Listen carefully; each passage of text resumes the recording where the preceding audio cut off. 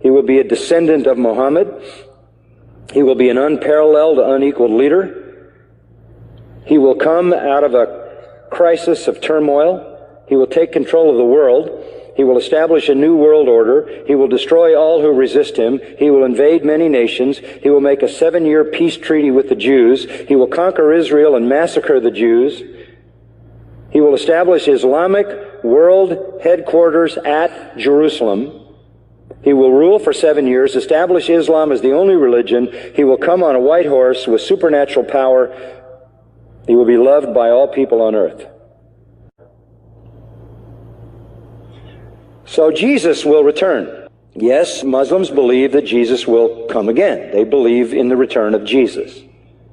Not the true Jesus. The Jesus of Islam, not God, didn't die, didn't rise, didn't provide a sacrifice for sin, but he does return. He's a prophet, and he comes back, and he has one purpose when he comes back, and that is to assist and aid the Mahdi. He returns, listen to this, as a radical Muslim. He comes back as a radical Muslim. He will arrive, by the way, at a minaret near Damascus. And he will come back holding the wings of 2 angels who flew him down to meet the gathering army of the Mahdi.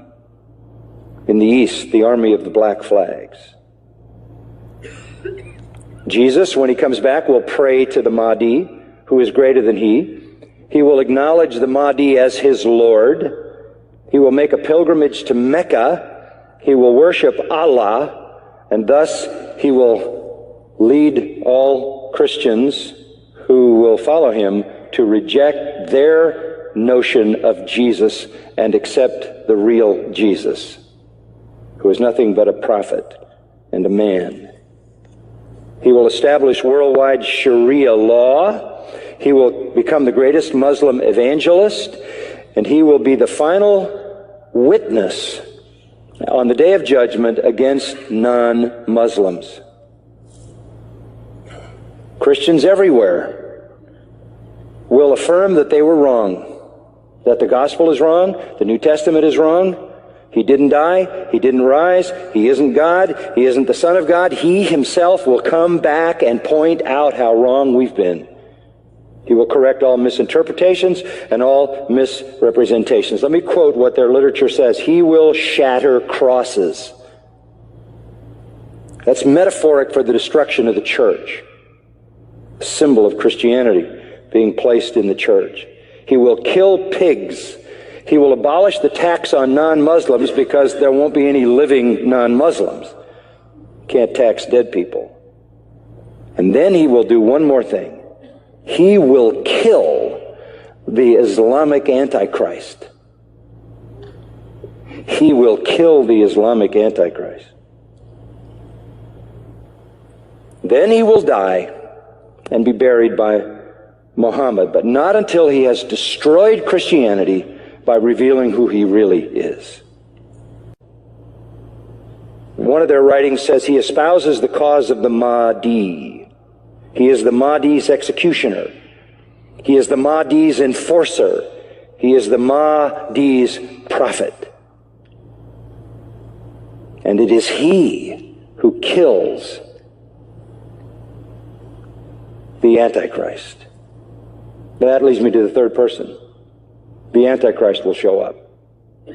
The Muslims call him Dajjal. He is the great deceiver.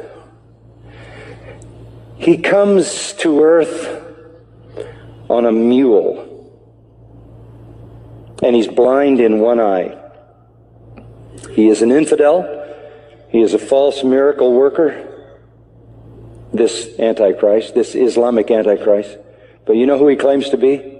He claims to be Jesus, the Son of God.